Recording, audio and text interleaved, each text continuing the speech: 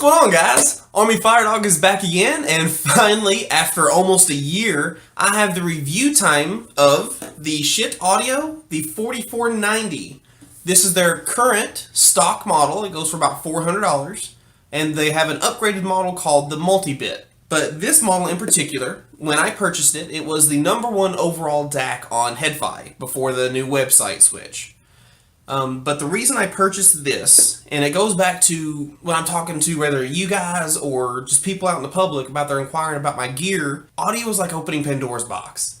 Once you gain that knowledge and you lose that ignorance as far as how good your audio can sound, it's just a horrible bug that you can't stop upgrading from.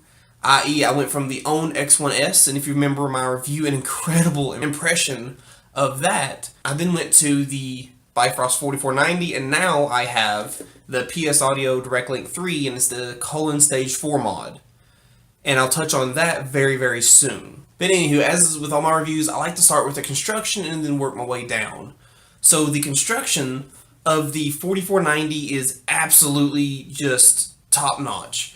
It's made of a solid U-shape aluminum frame, which gives it not just a very, very nice appearance, but it's also a very durable build.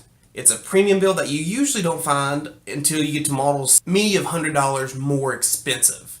So that says quite a bit about what Schiit does in their products, and it's the same. All of their products have an aluminum build to them. The surroundings, the back and sides, are of a metal, just not as thick. This is for heat dampening, which they also have a heat vent right here that helps keep the unit cool. The front of the model, you have the Bifrost logo and the input selector button right here. It goes from USB to Toslink to coaxial. Those are the three options you have. And then on the back, I'll show you the connections, which right here, of course, you have the model number you have, the RCA outputs, a little bit of information about the unit, the inputs, again, coaxial, USB, and Toslink, the power switch, and then the power input. It's a very, very straightforward DAC. There's not a whole lot to it. You plug your source into here, this into your amp of choice, and then off you go. Enjoy the performance that you will receive. So unfortunately, there's not a whole lot of features, so that kind of cuts out of my features section, because it's a very straightforward amp, so I get to go straight for everyone's favorite area, and one I've been really excited to talk to you guys about, and that is the sound quality of the Bifrost 4490. And I brought this up earlier that my new DAC is the PS Audio Direct Link 3, and it's the Stage 4 mod. That DAC, when it was new, retailed for just south of $1,900, or almost 5 times what this costs. $400 versus $1,900 new. So the layperson would say, is that really 5 times better than the Bifrost 4490? And that's where what's called diminishing returns really comes into play, even more so with this 4490. Now, that my new DAC, it does outperform many other DACs that I've tried, which is why I chose to get that one. But unfortunately, with the Bifrost 4490, now, it does outperform it. I will not even remotely give that assumption that the Bifrost 4490 is better than the Direct Link 3. It is not. However, it is nowhere close to the 5 times the price range. In fact, it's just a little bit better. Like, I mean, it's short percentages better than that of a product that's 1/5 its price. And that says a lot about the Bifrost. And this is what I'm going to touch on. When I first got it in, and I'll use the song Pirates of the Caribbean by the Philharmonic Rhapsody. It's what I used that just impressed me what a DAC could do, which is where the OWN X1S came in. That's what really opened my eyes to how your audio can be improved by using an amp and a DAC, especially a DAC. So with this, it just takes that, but just instilled that in me about how impressive a DAC can be. The airiness, and I do mean not just figuratively, but literally it's an outside performance. You can hear the air go by the microphone.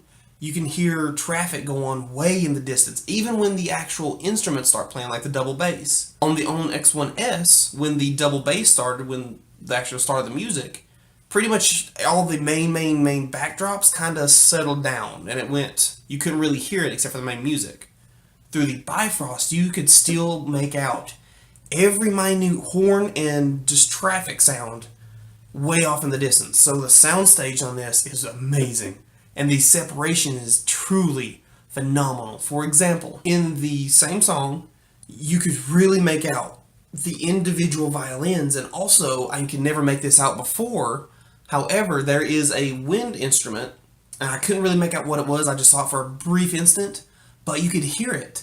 I would never made that out before. It just blended in with all the other music, and the Bifrost does a wonderful job of separating that out, and I was able to actually hear that, so that's really impressive. And that level of separation also goes to improving the overall imaging quality as well. If you will close your eyes, and you don't have to have a super high dollar headphone. For example, my Bowers & Wilkins P7s, my go-to headphone.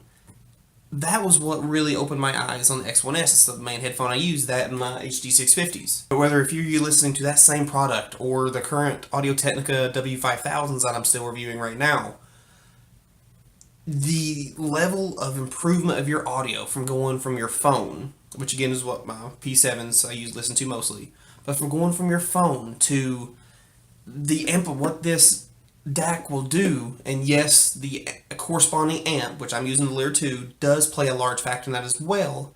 However, that amp can only feed the source it is receiving. If it's getting a bad source, you're going to hear a bad music. So what the level of detail you get, the level of soundstage, and that detail retrieval all plays a factor in the Bifrost.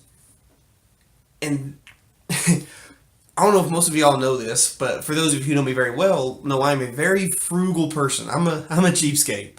So when it comes to spending money on audio products, I rarely find that products are worth what their asking price is. They're worth their MSRP. Kind of counterintuitive for this hobby, but it's true. But I will say, and it's something I am diehard steadfast, is every one of the shit products I've tried, even more specifically the Bifrost 4490, is more than worth their asking price. For example, this $400 DAC very minutely is outperformed by a product that is almost 5 times the cost. And it does outperform, or rather, excuse me, it has outperformed all the other DACs I have tried in this price range and a couple $100 more. That's why I keep going back to this one. Same thing with the Lear, but that's a review for another day. So, for the $400 asking price that Schiit is asking for their Bifrost is phenomenal.